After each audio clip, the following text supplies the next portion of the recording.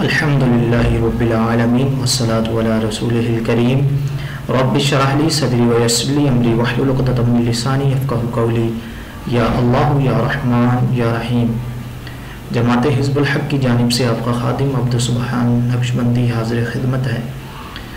आज तलबा इकराम की चाहत और अवामुन नास की चाहत पर नक्शे हरकारा यानी हर मकासद के लिए यह नक्श इस्तेमाल किया जा सकता है। उमूमी इजाज़त के साथ ये नक्श लेकर हाजिर हुआ हूँ। शब बारात का बहुत ही खुसूसी अमल है।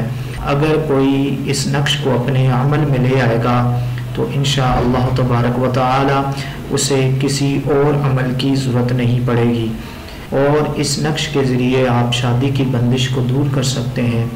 रोज़गार की बंदिश हो तो इस नक्श के ज़रिए इसे इस्तेमाल में लाते हुए आप रोज़गार की बंदिश को दूर कर सकते हैं। वसी कुशादा रिज़्क़ के लिए आप इस्तेमाल कर सकते हैं। कितनी ही बड़ी मोहलिक मर्ज़ हो उसके लिए आप इस नक्श को इस्तेमाल करते हुए उससे शिफायाबी हासिल कर सकते हैं।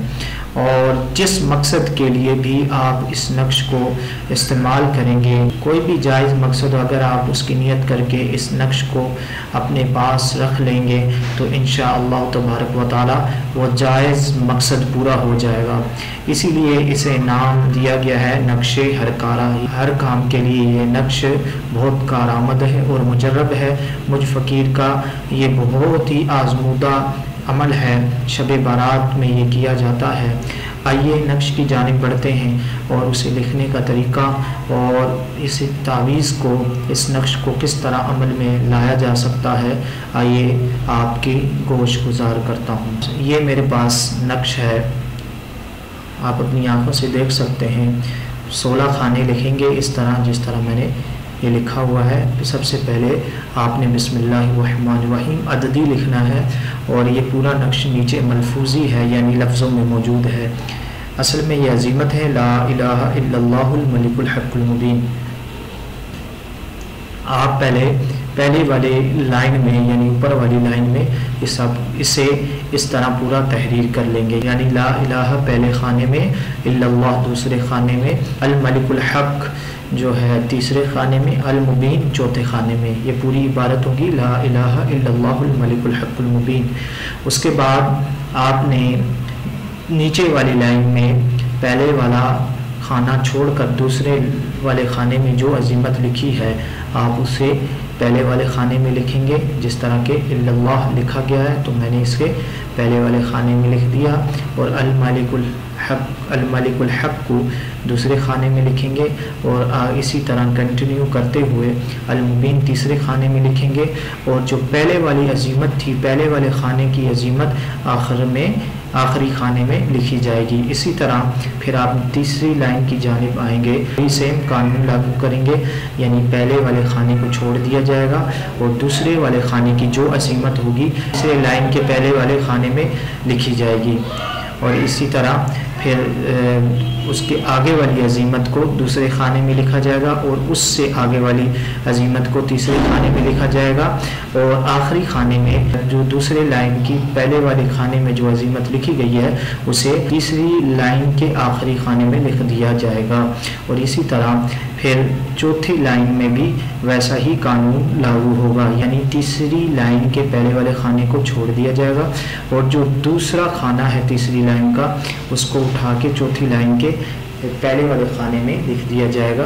और फिर इसी तरह ला इलाहा इसको हम दूसरे खाने में लिख लेंगे और इल्लल्लाह को तीसरे खाने में लिख लेंगे और तीसरी लाइन के जो पहले वाला खाना है अल मलिकुल हक़ को वो इधर लिख दिया जाएगा। बहुत ही आसान तरीका है, इतना बड़ा मुश्किल नहीं है। आइए चलते हैं इसको हम अमल में कैसे ला सकते हैं।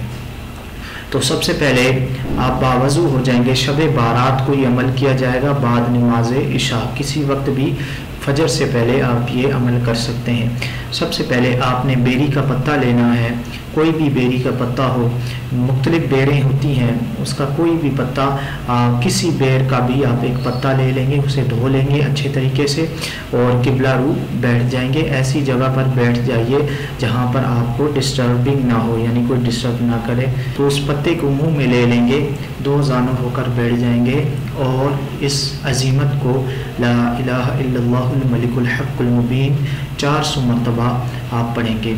यानी बेरी का पत्ता मुंह में ही रहेगा, आपने 400 मरतबा ला इलाहा इल्लल्लाहुल मलिकुल हक़्क़ुल मुबीन पढ़ना है। उसके बाद इस नक्श को आपने 111 मरतबा लिख लेना है। एक ही कागज़ पे भी आप लिख सकते हैं छोटे छोटे करके, मगर ना आप मुख्तलिफ कागज़ लें, 10 लें, 15 लें, उस पर आपने 111 मरतबा इस नक्श को तहरीर कर लेना है और उन नकूश को किसी बरनी में, किसी डिबिया में आपने महफूज करके रख देना है। उसके बाद तावीज़ आपके अमल में आ जाएगा। आप जिस नीयत से भी ये नक्श लिख कर अपने पास रखेंगे तो इंशाअल्लाह तबारक व तआला अल्लाह जल्ल शानुहु आपकी जायज़ नीयत पूरी फरमाएगा, जायज़ मकसद पूरा फरमाएगा। आप किसी और को भी ये नक्श लिख कर दे सकते हैं। जो बंदा जिस नीयत से इस नक्श को रखेगा इंशाअल्लाह तबारक व तआला उसकी जायज़ मकसद, जायज़ नीयत पूरी हो जाएगी। इस नक्श की उमूमी इजाज़त है, कोई भी इस नक्श को लिख सकता है, मगर यह कि जिस तरह मैंने नक्श बताया है इसी तरह लिखा जाए और इसी तरह उसको अमल में लाया जाए।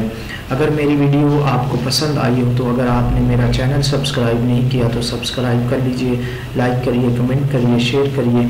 अल इस्लाम जिंदाबाद। अस्सलामु अलैकुम व रहमतुल्लाहि व बरकातुहू।